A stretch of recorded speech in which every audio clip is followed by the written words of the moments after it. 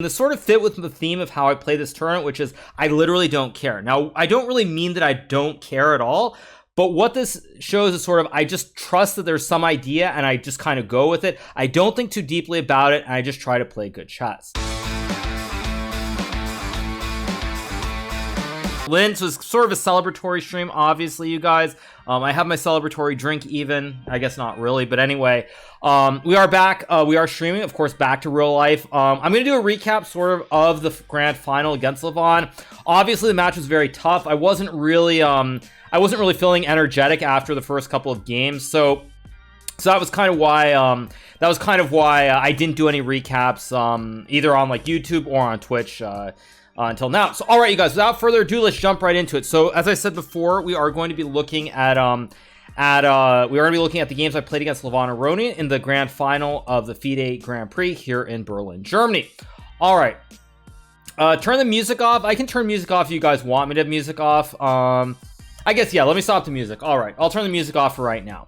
Okay, you guys, so anyway, also thank you to everybody for the resubs as well. Obviously, it's very difficult. I'm on a laptop. I only have my iPad for chat, so it's not exactly ideal in terms of trying to read out subs, but thank you so much. I really do appreciate it. All right, so as I was saying, you guys, we are doing a recap of the grand final here in the FIDE Grand Prix from Berlin, where I played against none other than my fellow American teammate, Levon Aronian. What happened to my music, by the way? Oh, there we go. Okay, so anyway, there we go. So we'll start with the first game, which I played with the white pieces. Let me make sure I have the right game. Yeah, so we'll start with the first game and we'll go from there. So first game, I started with the white pieces. As you guys know, it's a 2-game mini match. And there are many people who've been wondering sort of what the approach is in a mini match. I think generally, as I've said on many occasions, I like to start off with the black piece in the first game, because then in the second game, if you lose that first one with the black pieces, then in the second game with the white pieces, you can just go all out. It's much easier to force something with white than it is with black. And obviously, say the first game is a draw and you have black in the second game.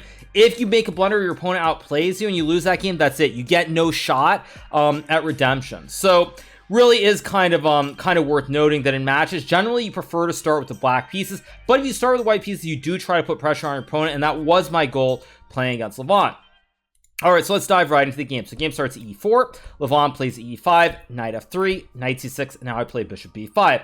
Now here Levon plays a6. In the past, he's of course also played knight f6. He's played the Berlin defense against me many times, but we are in Berlin, and Levon clearly is not a fan of the cities, despite having grown up here, so he chooses to play a6. So I play bishop to a4, Levon plays knight f6, and now I castle here, bishop e7, rook to e1, all very standard, b5, bishop b3, and now Levon castles. And in this position, I chose to play the move h3. Now, as most people will know, c3 is the common move, but after c3, d5, pawn takes, knight e5, trade, c6 followed by bishop d6. This is the Marshall Gambit variation of the Ruy Lopez.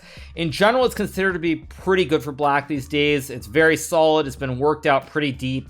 And Magnus himself was willing to play this in a world championship match, so I think that sort of says all we need to know about this. Thank you to Photo Chess for the 10 gifted subs as well. Thank you so much to Photo Chess. Really appreciate it. Big shout out to Maria Emilianova. She did do a lot of coverage on our channel with Benjamin Bach, so big props to her. All right, so I decided not to play c3. Now, in the past, I have played a4 against Levon. I actually played a4 against him in the Sinkfeld Cup, the inaugural edition in 2014, and the game went b4, d4, d6. Now, again, this is another variation that I've played quite a bit, but I chose to play h3. Now, unless I'm forgetting something, the only game that I actually had this in, where I played this h3 move, was actually in the 2019 Sinkfeld Cup against none other than Dingleren. Sorry, I was about to say something else. Anyway, against Dingleren, I actually played this game. Game did end up in a draw, but that's sort of beside the point. So anyway, I play h3 here, which is another one of the anti-Marshall lines. Now, I don't actually know the reason that it's that the Marshall that why this makes some difference versus playing c3 or d3, but in this line, if knight e5, rook e5, c6 here, I believe that after d3, because the pawn is on h3 versus h2, for example, say bishop d6, rook e1, all these queen h4 ideas lack the same bite to them because my pawn is on h3, whereas when you have a pawn like on c3, for example, we go back to a position like this, as I was saying, say you play d3, bishop d6, rook e1, queen h4 is much more effective here because h2 is very weak. So that's the biggest difference behind playing h3 versus playing like c3 or any of the other variations. So after h3, Levon here plays bishop b7. Now it's worth noting in the recent World Championship match between Jan Nepomniachtchi and Magnus Carlsen, in the first game they also had this position, and Magnus here played the very inventive knight to a5. Now the game would go on to be a draw. Obviously I had some idea of what I was going to do here. I will not be revealing that in this video because even though I'm a streamer first, I do have to play another tournament here in Berlin in about 3 weeks, the third and final leg of the FIDE Grand Prix. So I will not be revealing exactly what I had in mind. All right.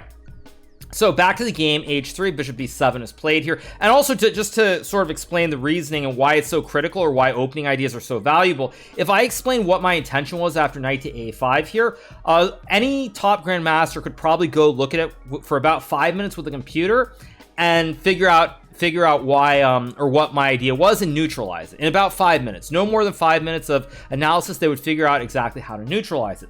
So obviously knight a5 was played by Magnus, and I did have an idea. At any rate, bishop b7 is played here by Levon. So after bishop to b7 here, I play pawn to d3. He had something noted down. Of course, you guys, you do not go into a game unprepared. Now here Levon plays d6. Now the tiebreaker game, he would play something different, but we will get to that eventually. However, in this game, he plays d6. Now I play a3. Generally in the Spanish, this light square bishop is very valuable. So for example, say I play a move like knight d2. After knight a5, black will exchange a knight for the bishop. And generally, you really want to keep this light square bishop on the board. So normally you have two options here. You can either play c3 or a3. Now c3 is completely reasonable. And if knight a5, you go bishop c2. But in this game, I decided to play a3. The idea is that I want to keep the bishop on the long diagonal from a2 to g8. So say knight a5, I go to a2, and I trust that it's more effective on a2 versus, say, in this situation on c2 where it's behind a pawn wall. So the bishop just feels more effective on this long diagonal. Also because at some point, black probably will try to break the center with d5, and the bishop always keeps an eye on the square. So after a3, queen d7 is played. Now I go knight c3, and here Levon plays knight d8. Now I spent a long time on knight c3 for basically no reason. I spent time on knight c3 because I was trying to figure out what I was going to do if Levon actually played knight d4, which is one move, or rook fe8.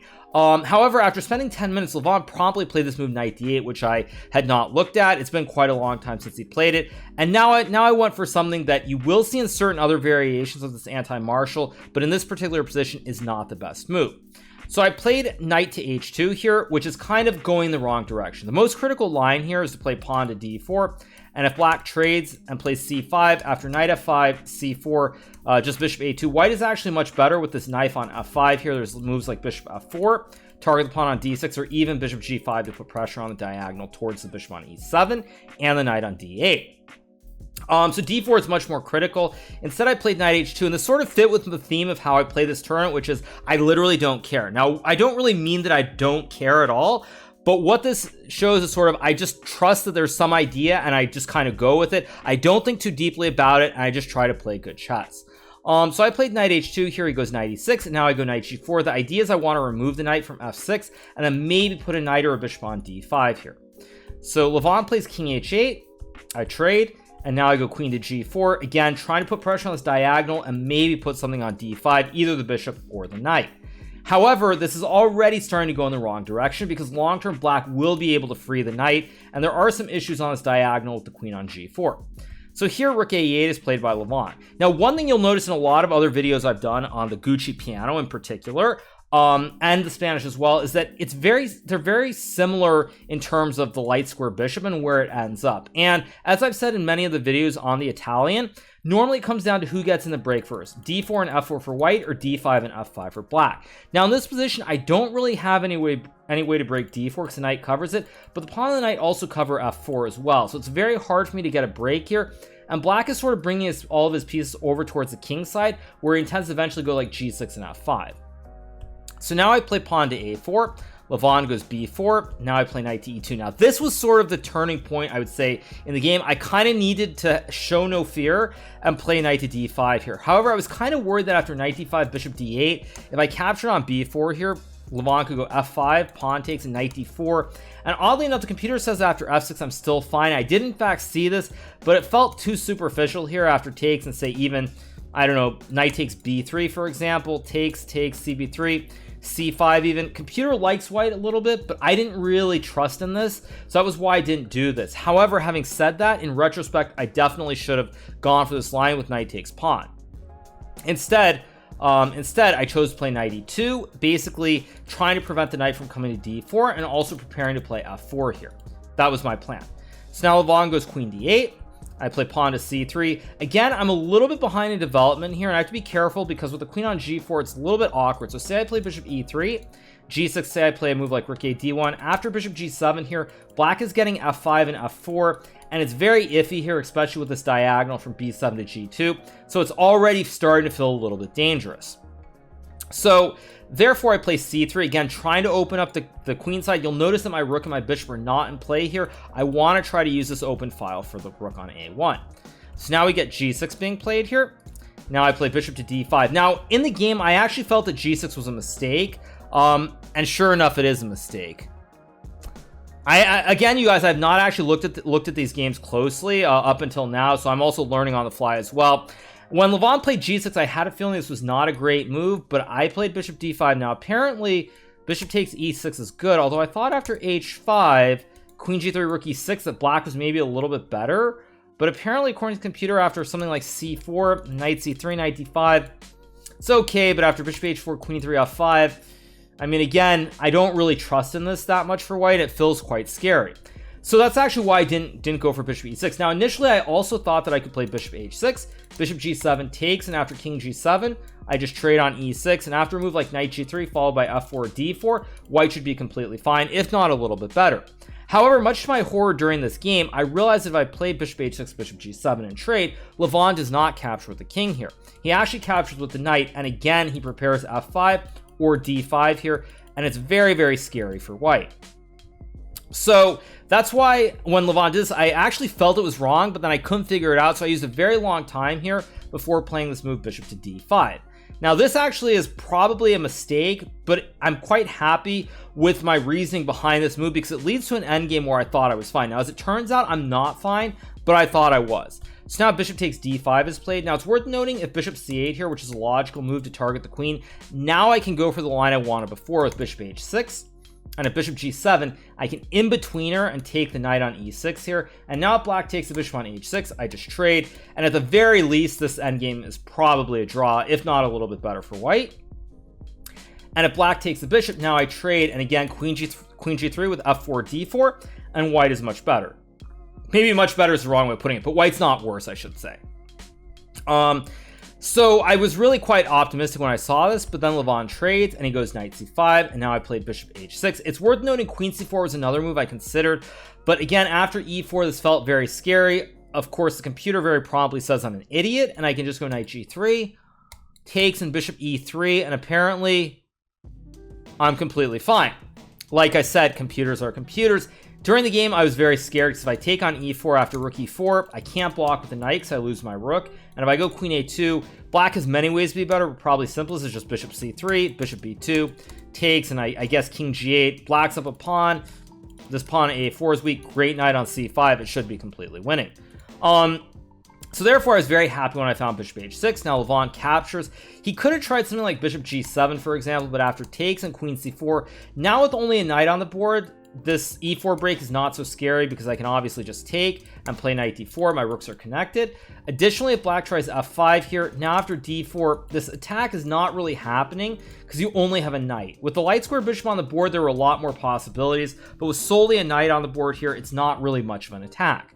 So therefore, Levon plays knight takes pawn, and now I play the move bishop takes f8 here. It's worth noting that if I try to save the rook with rook d1, there's a very nice win here for black, which is pawn to e4, supporting the knight. Bishop takes rook, and now the in-between move pawn to h5 here. And the only move to not lose the queen is to go to g3, and now black again does not capture the bishop, but plays bishop to h4. If I go queen to e3, black takes, and I mean, this is just simply winning. Queen and a rook for two rooks and a knight, I mean, no chance. And if I go queen to h2 after bishop f2, king h1, rook takes f8, black is just completely winning. Great pony here on d3, bishop c5, knight f2, f5, it's just completely lost. So therefore, I go into this endgame, I take on f8, he takes my rook, we trade, and now I go queen c4, queen a8, rook b1. Now, it's worth noting queen c7 is a move, but after queen takes d5, knight g3, black is a very important move, which I initially missed in my calculations, which is bishop to d8. And the reason this is such a nice move is that if I ever move the queen to like d7, black puts the bishop on this diagonal from a7 to g1, and the bishop can also just go to c5 where it supports the pawn supports the bishop, and it's just completely deadly here. So I initially thought, actually, after queen e8, I could just take on c7, and I actually thought that knight g3 was fine, and then when I was calculating on my time, I realized that he had bishop d8.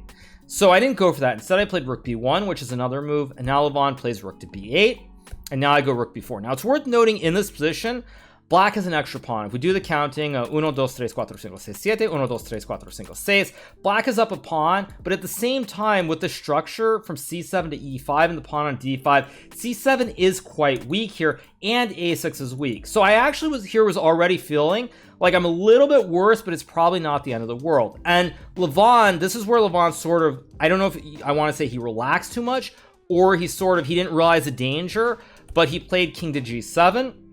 And I think already here, Levon had to be very precise with something like either a5 or maybe rook c8 and c6, something along these lines. Because in the game after king g7, knight g3, it's already getting a little bit iffy here. He goes h5. Now, he could have tried a5, which is another move. But again, after a move like rook to b5 here, followed by knight e4, this backwards weakness on c7 here is probably not going to give black chances to win. So instead he plays h5, which I think is a big mistake, by the way, because now I go knight e4, bishop to d8 to guard the pawn, and now I go a5. And at this point already, I actually thought that I was better. I thought that I was better and I was going to have winning chances in the game at this point, primarily because if black trades the rooks, now I take with the pawn, and as we'll see in the game, I can now get an outside pass pawn. So even though I'm down a pawn in the center, I don't care at all because I have a6 and queen b7, and this outside pawn is worth more than any pawn on the center of the board. So it actually, at this point, I was already starting to become a little bit optimistic about my position. So I played a5, he goes queen a7, and now I played g3. Now, again, in retrospect, I think this was the right move. If I was ahead in the match, for example, say I was up 1-0 in a match, I think I would have probably played g4 here, because after pawn takes, after something like takes and a move like queen b7, queen c8, it's already trending towards a draw, but there should be no risk for white either, because black can't really play f5. To say you play f5, trade in knight g3, king is too open here, and something like queen c8, I can go something like queen d3 or even b5 here, and there's no risk whatsoever. But during the game, I already kind of felt optimistic, so I played g3. Now Levon plays f5, I go knight d2, and here Levon makes what I think was a very serious blunder. Now, the computer likes this move, it thinks it's the best move, but I think in retrospect, it's a very big mistake, which is Levon trades the rooks here. Now, the reason this is a big mistake is because now I take with the pawn, and now I'm trying to create an outside pass pawn here with b5. And it's already in a situation where black has to be extremely careful because, for example, say queen b7, b5 is played. If you take queen c6, this is already close to lost. It might even already just be lost. If you trade the queens, your bishop is entombed with the pawns in the way, and my a pawn is just going down the board. I'm going to get a new queen. And if you play something like queen to c8, I just go a6, a7, a8 again. And if queen b8, queen b7, trap the queen, game over. So it's already quite tricky. And around here, Levon, he was actually up a lot of time in the game because I had used quite a bit of time earlier. And he started to actually slow down around this point, which was very smart because I think if Levon had kept moving quickly, there's a very good chance he would have lost this game. So he plays e4. Now I go knight to b3, and now he goes bishop f6. Worth noting again, say black plays a move like king f6, I can actually just trade the queens here. And again, it's very, very scary. This b5, a6 thrust is just game over very soon. So it's very, very hard for black to play this position. You have to be very careful. So he goes bishop f6, and now I go king g2. And again, keep in mind, material is important, but sometimes if you have like an outside pass pawn, that more than compensates for being down a pawn in the center of the board.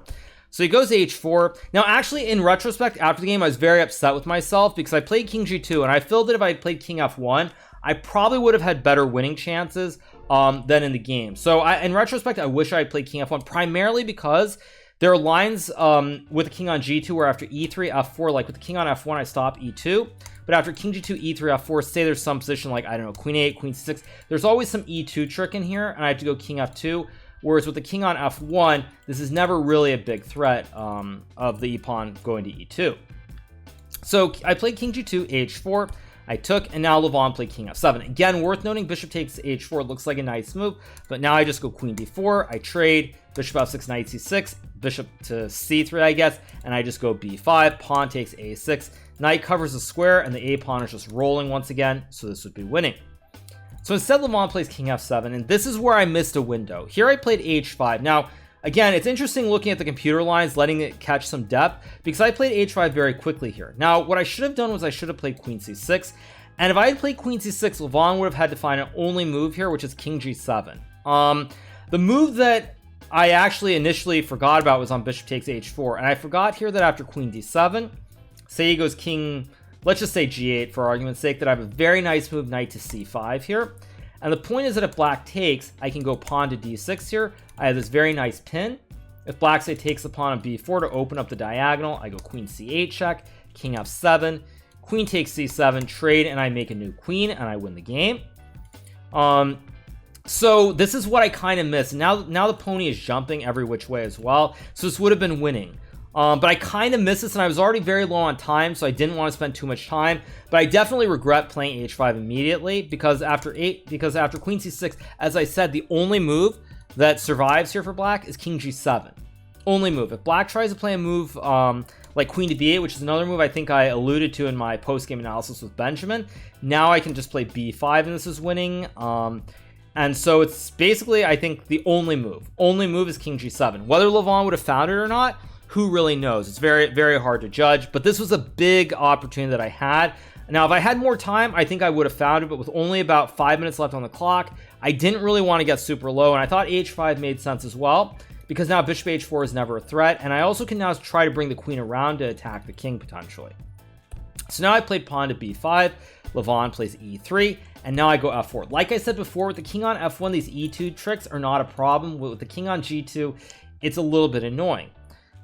So after e3, I play f4, Levon plays queen b8, correctly understanding, by the way, that black cannot be passed here. Black has to try to get counterplay immediately, because again, this a pawn is very fast going up the board, and if I get a6, queen b5, you just resign. So he goes queen b8 here. So now I play king to f1. Idea to sidestep the check on g8. Say I take on a6 after queen g8. If I go king f1, there's queen g3, looking for the classic lolly checkmate. If I go to f3, there's queen g1. Now there's queen f2, bishop h4. Disaster on the dark squares. So therefore I play king f1. Logical moves, sidestep the check, and also stop the e pawn as well. So now Levon takes. I play queen c6. And here Levon played a move that really impressed me. He played this move e2, and he played it quickly. He didn't use like 10 minutes here. Keep in mind this was move 41. I actually felt very optimistic, because I figured tough position, I have a passed pawn going up the board. We're down to the last 30 minutes. Levon is probably going to have to think for like 15-20 minutes to come up with a drawing plan. But Levon only used about 3 or 4 minutes, and he played e2, takes, and queen a7. And at this point, the game is already basically drawn. Now, the funny thing is, after queen a7, Levon actually offered me a draw here, but I declined the draw. And the reason I declined the draw offer from Levon at this point is that I figure I have a passed pawn here. There is no way that I can lose it. Sure, if he finds the best moves, probably it's a draw, but there's 0% chance that I can lose the game. So I play a6 here. Queen to g1 is played by Levon, and now I take the pawn. Again, it doesn't really matter what I do here. I basically have to just try to get this a pawn down the board. So I take king g6, and now I played knight d2. Now, initially at the start of this line, way back on move 41 when I played queen c6, I saw this line, but I assumed that it was just winning after a7. And then to my horror during the game, I mean, when we reached this position, I realized that after check king d1, black can just check, and he can always check on e4 and check on e1 or h1, and there's no way for the king to dodge the checks.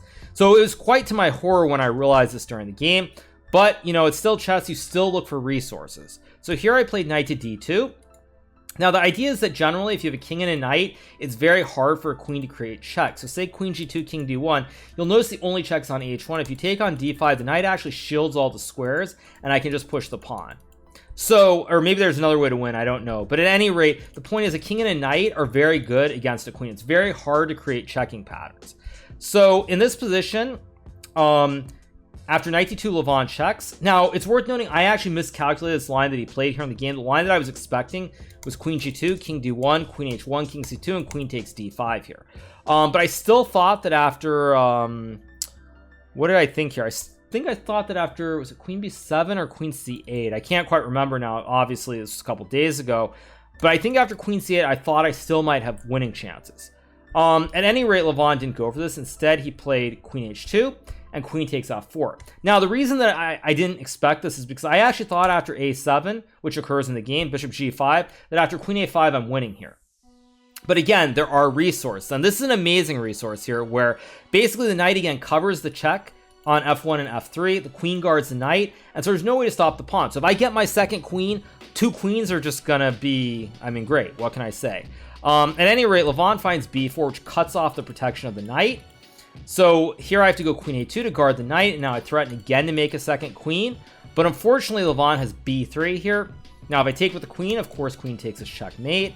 If I go something like queen b2, now black can even go queen a4 here and eat the pawn on a7.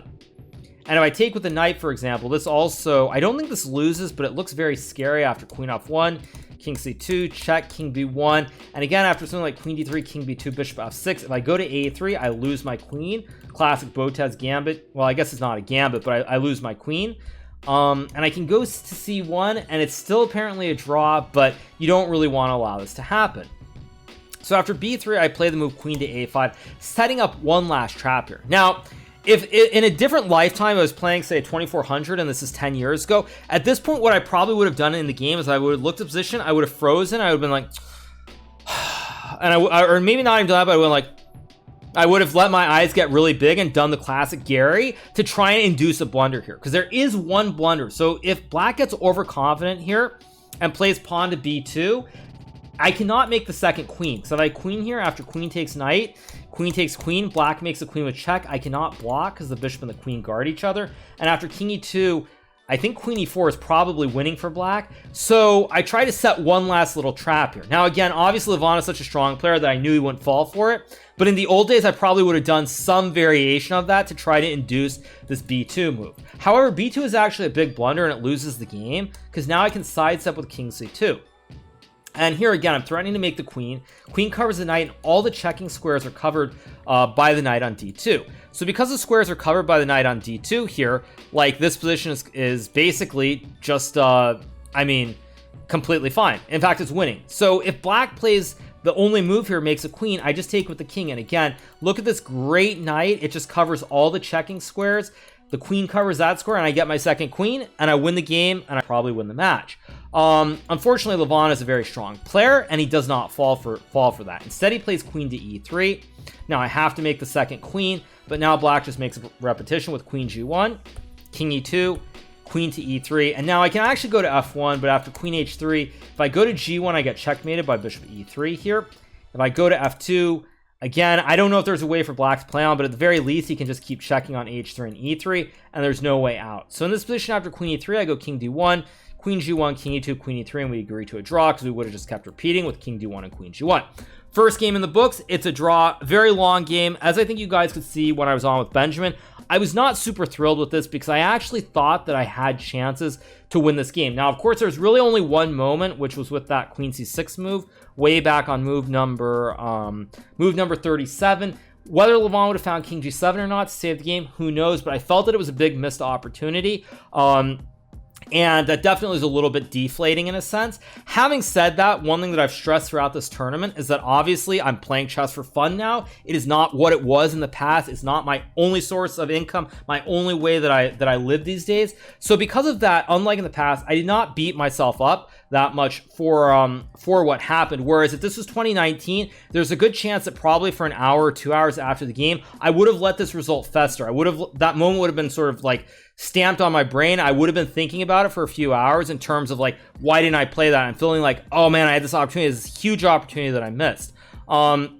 So fortunately, because of the situation as it is now, that wasn't really in my mind the way that it would have been before. So, all right, at any rate, that was the first game, which is a draw, reasonable result. But again, I felt like I had chances, so I wasn't super thrilled. So let's move on to the next game. So the next game I played with the black pieces. Obviously, it's a 2-game match. We start e4, I play e5, Levon plays knight f3, I play knight c6, and here Levon plays bishop c4, choosing to play the great opening of the South, also known as the Italian. Now, it's worth noting earlier in the event, I had this against Andrei Yesipenko. I got in a lot of trouble, but I was able to salvage that game, and I think Levon wanted to go back and revisit this opening. So after bishop c4, I played bishop to c5, d3, knight f6, castles d6, all very standard, by the way, c3, a6, a4. The point behind a4, it's kind of basically white just wants to take more space on the queen side potentially with b4 and maybe a5, and then later on, late in the end game, maybe that extra space will matter. Again, pretty deep concepts, not really concrete in any way, but the computers do like them, so it's one of the new ideas. So a4, I play bishop to a7, trying to avoid this tempo with pawn to b4. Levon goes knight a3. Again, now I can't capture the knight. It's worth noting, however, if white tries something like knight a3, you can take the knight. Now, this wasn't the exact position, but in a game between Daniil Dubov and Vidit Gujarati, which I did cover on my channel in the past, there was an option to take. So after a4, bishop a7, knight a3, obviously there's no idea. Now, the idea behind knight a3 is quite straightforward. You want to go knight c2 and bishop e3 and bring the knight to the center. Now, a lot of these Spanishes, honestly, Spanish, the Ruy Lopez, or the Italians, revolve around basically two concepts. They revolve around concepts where it's a matter of who maneuvers their knight better. For example, in a lot of these Italians, there's situations where it's like you get knights on g3 and g6, or you get knights on e3 and f3 versus g6 and f6. So it's generally you play a game of knights, and there's of course the central pawn breaks. But it's a matter of who maneuvers the knights better and who plays for the central breaks better that generally determine who wins very oftentimes in the Italians and in the Ruy Lopez as well. So knight a3 is played here by Lev. I go knight e7, knight c2, play knight g6. Again, getting the knight here on g6, we're going to pop to f4, h4. Also, it guards this e5 pawn as well. So bishop e3, we trade, and now I castle. And like I said, we're basically playing a game of knights here. My knight on g6 versus his knight on e3. Obviously, knights on f3 and f6 are symmetrical, so it's basically a game of knights. So Levon plays a5 here. And now I play c6. Now, in retrospect, this is completely fine, but I feel like what I probably should have gone for here was something like b5, and after takes something like bishop b7 and b5, and I think this should be okay. So instead I play c6, bishop b3, and now here I took a long time before playing h6. Now, it's worth noting that the best move here is rook e8. Now, I will give you guys one little insight. During the game, I was worried about this knight g5 move, which is why I played h6.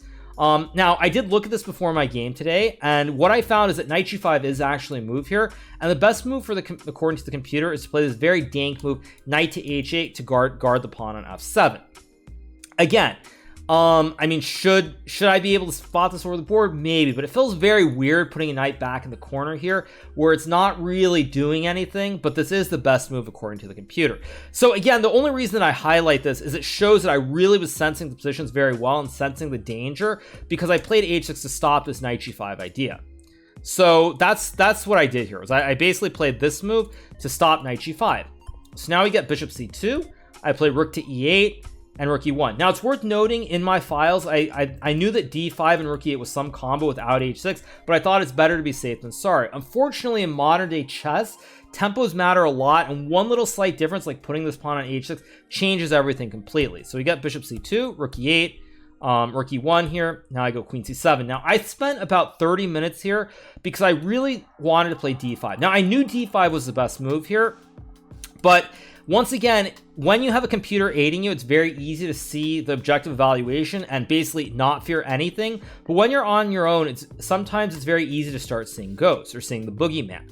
So the reason I did not play this line is because after d4, e4, knight d2, I thought that with the structure of e4 and d5, white is going f3 here, say knight h4, f3, takes, and queen f3. And I thought, weak pawn on d5, great diagonal, open e-file. This position should be favorable for white. All the trumps are in his favor. Now, of course, the other thing that I also knew in my head from having looked at some of these similar pawn structures where you get the structure of b2 to d4 and black gets this weak pawn on d5 is that I know that the computer says it's completely fine. But again, in the game, I was thinking to myself quite a bit, do I really want to go into this? Because even though I know that the computer thinks it's fine, can I really figure it out that easily? And if I personally don't like the pawn structure, it's probably not going to end well. So that's why I actually didn't do this. I thought for a very, very long time, and finally I was like, okay, I just don't want to do it. Clearly Levon was still in his preparation as well, and it's clearly the best move, so I thought, you know what, let's try to take Levon out of his preparation and do something which I at least calculated to be somewhat okay. So I played queen c7. Now here Levon played d4. Now, this is a move that I think is completely fine, but I actually think that in retrospect, considering the match situation, and the fact that I used so much time, I was definitely feeling a little bit uncomfortable. I think this was a mistake from Levon, because now it sort of simplifies the play a lot to where I don't have many options. Let's say, for example, in this position, Levon plays a move like knight c4.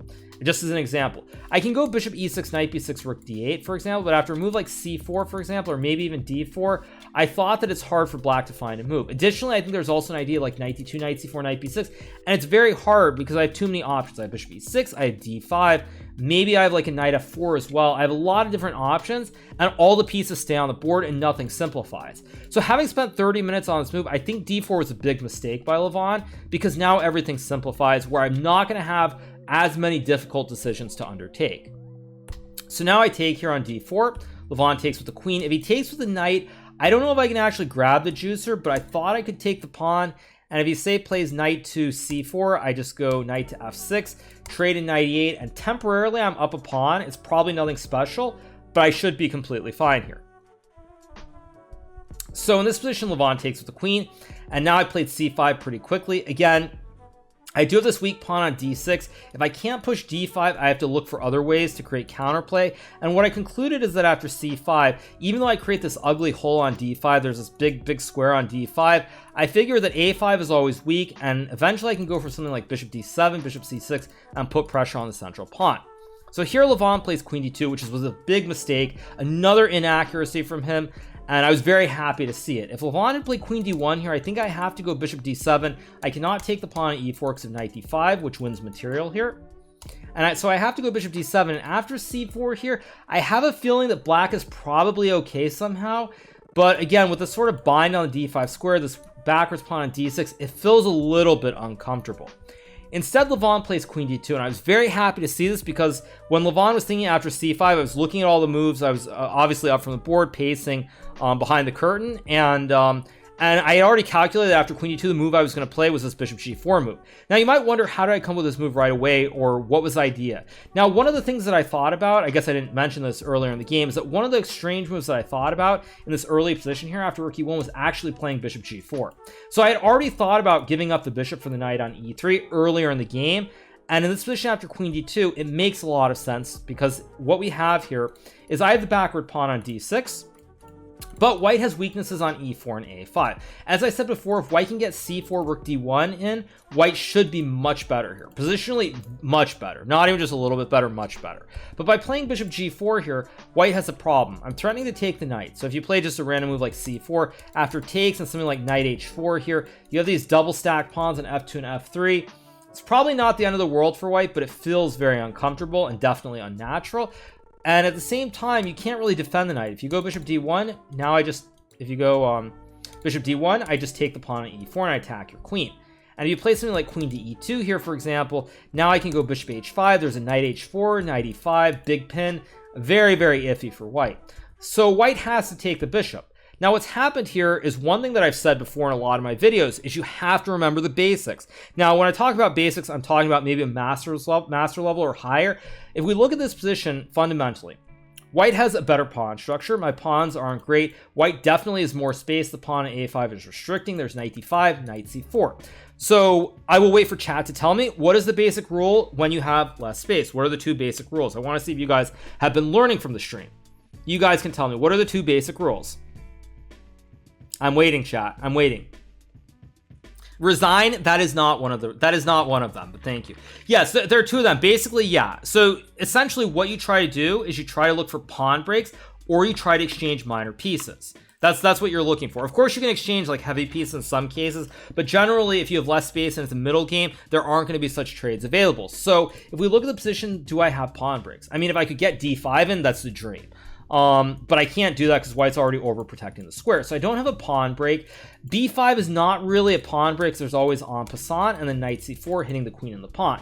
So I don't have pawn breaks. So then what do we look for? We look for piece trades. But again, if I can play knight e5 here, but after takes and c4, white pops the knight on d5, and this is actually really bad. I'll just illustrate it like bishop d7, knight d5, takes, e takes d5, white is a great diagonal. There's also b4 and rook b1. A lot of pressure on the queen side here. So I can't really go for knight e5. Knight g4 is another move that I'd like, but then the knight goes to d5. So the only way to exchange minor pieces here is to play bishop g4. Now, what you'll also notice is after knight takes here, White's bishop is now actually not a very good piece here. If you could magically put the bishop on d5 and create a wooden shield, it would be very nice, but you can't really do that easily, and so you have this bishop that's behind a pawn, and if you go bishop b3, I might even be able to go c4 to close the diagonal. So now you basically are left with a crummy bishop, and my knights are actually very good here. They can go to e5 or even f6 to put pressure on the pawn on e4. So here Levon plays queen d1, admitting his error again because he should have gone queen d1 in one go, but he tries it now. So here I go pawn to b5. Now I don't know if this is the best move. I actually felt that during the game maybe I should have gone knight to f6 back, putting pressure on the pawn, because now if white plays knight d2, there's always something like rook d8 followed by d5. And if white plays c4 here, it's worth noting this is actually a lot worse, because now with the two knights, I can go knight e5, followed by knight to c6, attacking the pawn at a5, or going to d4 for the outpost. So say white plays knight f1, knight c6, now I'm hitting the pawn. I also have knight d4, and this is very, very bad for white. Whereas if we go back to this position before bishop g4, this is never a problem here. Say I play something like bishop e6, c4. This knight is always covering the square, so I'm never getting a knight there. If I play knight e5, he trades. If I go knight e7, say h3, knight c6, big deal. What's going on? Just knight d5, because the knight is always covering. So that's why this bishop g4 move is such a great move, because it forces a trade of the knight for the bishop, and now all these ideas with c4 are never going to be as effective. So he plays queen d1. Now I go b5 here. He takes, I take back, and now here Levon makes what I would classify as a blunder, because Levon clearly miscalculated. He probably should have played rook to b1 here, and maybe white is better, but I felt that after knight f6, knight to d2 here, trying to go knight c4, or knight f1, e3. After d5, pawn takes, rook takes, queen takes, rook e8. Let's just say queen d1, knight takes d5. White is maybe still better because I have these split pawns, but realistically, I think a draw is very much within reach here. So this was the one try for Levon to keep the game going. Instead, he plays knight d2, and now I play this move, queen takes b2. The idea is that if white takes knight on g4, I just take the bishop on c2, and white really doesn't have anything much he can do here. Again, I'm temporarily up a pawn, so it's already in a situation where white has to be very careful. If you play, let's just say a move like bishop a4, for example, I can just very quietly go rook d8 here. Again, same problem, the knight's under attack, but your knight on d2 is hanging, and if you move the knight, now I take f2 as well. So it's already very hard for white to play. So here Levon plays the move knight to c4. I take the pawn on c3. Again, if white takes the knight, I have a fielder's choice here, take the knight or the bishop. So you can't really take my knight. And if he plays bishop to a4 here, which is a move that I considered, there are a couple ways to play this, but I thought the safest way was just to go knight takes f2, king takes f2, queen takes c4, bishop e8, rook e8. And sure, white can take on d6, but after rook takes e4, no chance for white to win this. This should just be a draw. Knight and an extra pawn for rook, no losing chances. So this was one line that I saw as well when I calculated this, that I knew was fine. Now, you don't always have to be super precise, but if you calculate lines where you're not losing or you think it's equal, or that's your assessment, then you can always play the line and then look for more when you reach that situation. So after queen takes c3, knight b6 is played here now. Again, bishop a4, as we pointed out, it's just a transposition with knight f2 and queen c4. And Levon plays knight b6 here, and now I go rook a b8.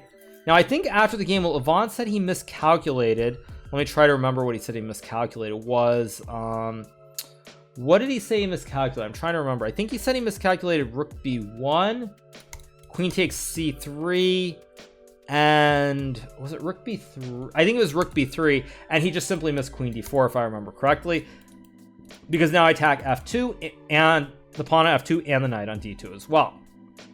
So I'm pretty sure that's what Levon said. I'm not 100% sure. But instead he plays knight c4, I take knight b6, I go rook b8, now he goes knight d5, of course again queen g4, I just take the knight on b6, and if he goes knight a4 for example here, I actually just go queen c4, keeping an eye on the bishop. If bishop d3, queen d4, same problem, I hit f2, if takes on g4, I take on d3, so this is fine as well. And so there's really nothing here. Next move I move the knight, and I'm just up a pawn, and I should be winning. So Levon plays knight d5. Another move that he could have tried was bishop a4, but again, I had calculated even in this order that I had this nice little trick with knight f2. King takes f2, queen to b2, creating a classic right triangle, of course, 90 degrees. And after queen takes b2, king g1, queen b6, bishop e8, rook e8. Again, I have 3 pawns and a knight for the rook, and I cannot lose this position. I might not be able to win it, but I can never lose this. So I had also calculated this during the game. Instead, Levon plays the obvious move, knight d5. I go queen b2. Again, if he takes the knight, I take the bishop, rook b1.